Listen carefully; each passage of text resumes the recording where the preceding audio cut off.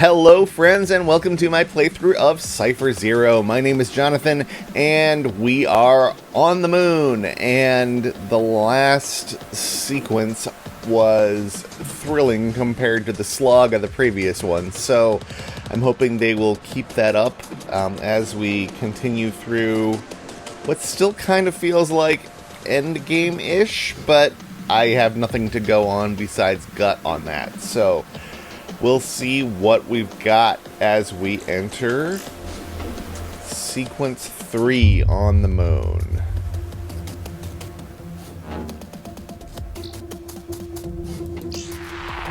We had clones and mirrors happening last time, and we don't now, but we have some interesting visual artifacts happening.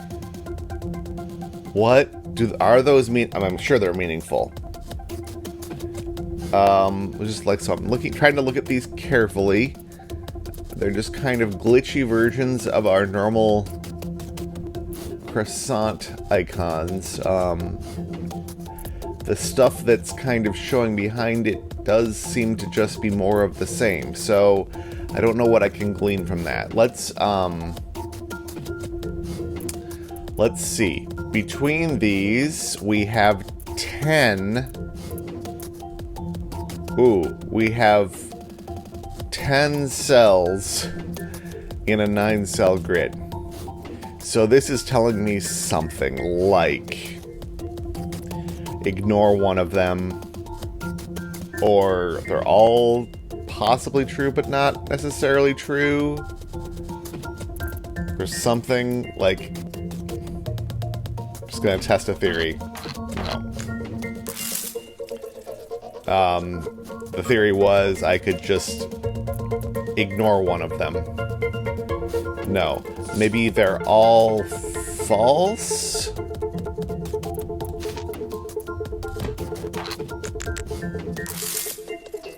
They're not all false.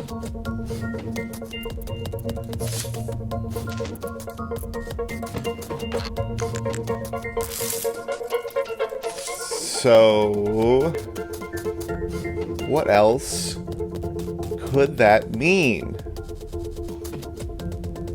This is when the game is at its best, when I have to really think about, really kind of consider the options and the implications of the way that they're showing this to me. The glitching is kind of horizontal. I don't know if that's meaningful, but just saying everything that I'm observing here. I'm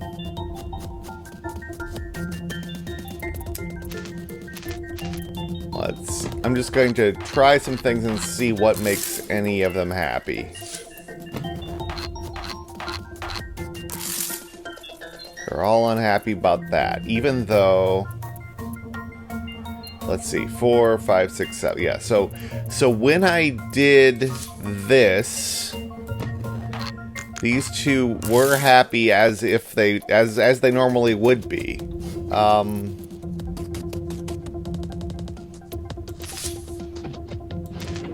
Oh, that I did not notice.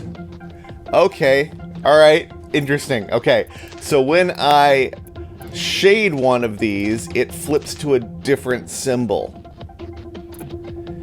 Crazy. Okay, so we need these to total at most 9. Shading these makes them bigger, shading this one makes it smaller, so it's got to be that shading for them. And then I think I can just do that to get my 2 shadeds in this column, and everything else works. Oh, wild. Okay, so, fuzzy. Mirror and fuzzy. Okay, so is it going to be predefined what these flip back and forth between? Or am I going to have to test each time? 3 to 2. Is it always Well, the last one was 3 to 4, so... Okay, so these could be 3s or they can be 2s. Well, this has got to be a 2 because there's only 2 neighbors. This has got to be 2 because there are only 2 neighbors. These could be either. This needs to be a snake, and that's going to force these to not be shaded. So this is a 3, which means that's shaded, which means this is a 2, which means that it has 2 neighbors. Okay, it's really getting creative now. What are these going to change to? They're going to flip. Okay, they flip orientation. And we have our puzzle pieces.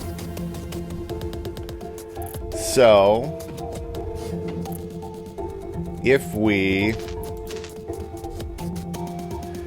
Oh, that's interesting. Have I seen these matrix things inside the grid before? I don't think I ever have. I think they've always been outside the grid. I'm going to presume that these still can be anywhere inside the grid, even though they already are inside the grid. These have not been positional in the past.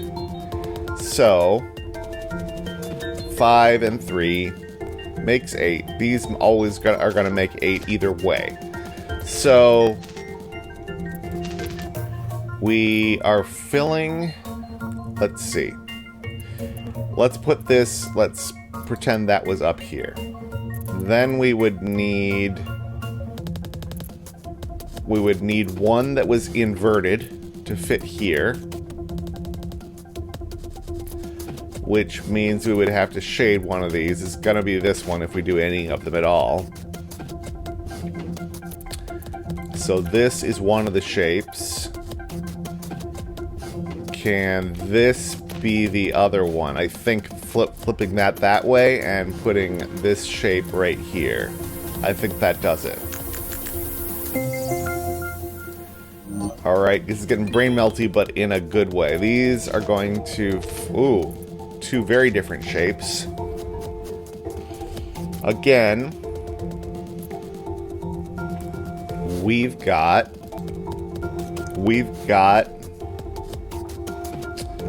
3, 4, 5, 6, 7, 8, 9, 10. Sorry for the little visual artifact there. You didn't want to see me sneeze. Okay, 3, 4, 5, 6, 7, 8, 9, 10. That's 2 rows of these, and these are both 5s. Okay, so this does fill the entire space, as usual. These are very different shapes to think about. I'm just going to try putting one in the middle-ish so that I have a place to wrap the other one around. If I did that, then we would have to put one of these things there. We would have to put the other one there. And we're not going to have any place for this one. So that's not where this goes, I'm pretty sure. It's going to be the same if we do that. That's also going to be a problem. And of course we could rotate these. I'm just getting started with some theories. Let's try covering this up with one of these. Then we can put that shape around this corner. This shape one of these is going to have to go down here. We need to fit this in somewhere still. I don't think we're going to be able to, though.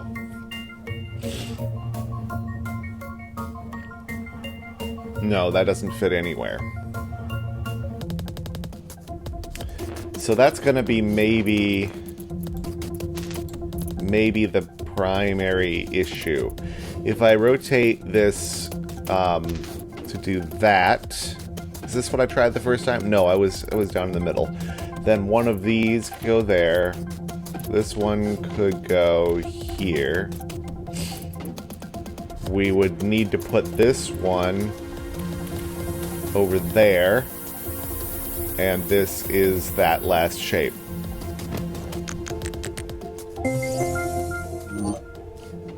And going, let's see, what are these? These are, I'm going to assume they're all the same, but I'm going to check that. It looks like in all the examples so far, there's only been one alternation, which is probably good for sanity. So, 4 or 3.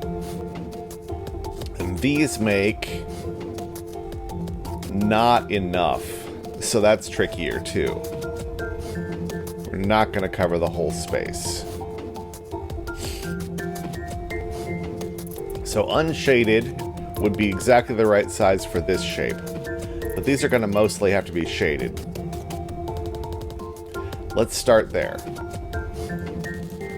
What if we shade this one by making it... Where's this going to go? Let's start by trying to place that. That makes this 3. It needs quite a bit more space. Like this could turn, do that. And that's actually 9. We've used both of these, but we can't use that anywhere if we do that. That's the problem. If I put this shape up here, we can't fit both of these anywhere. So just ignoring the weird symbols in the middle, this is a bad placement just by that. What's a good placement? We're going to have to do something like that so that we can do... We need probably rotated, but I think we're going to have these be outs so that we can do that shape and that shape.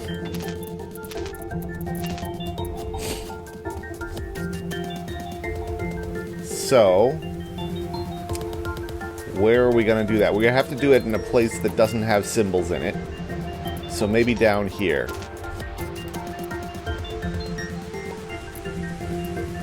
One, two, three, four, 5. We're going to have another shape involved. So we'll do the same thing we did last time because we saw that that made a 9.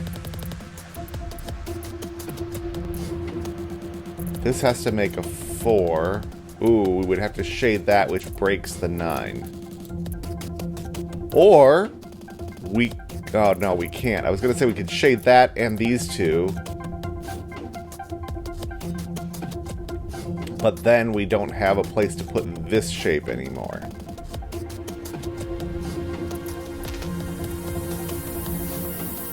If we flip this, does it work?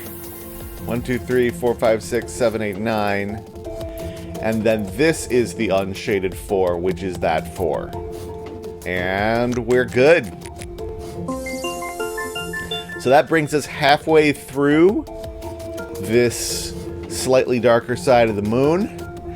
And I'm going to pause right there since we're halfway through. And last time when I paused, things got wilder on the very next one. So we'll see if that pattern holds or not. When I see you next time, thanks for watching.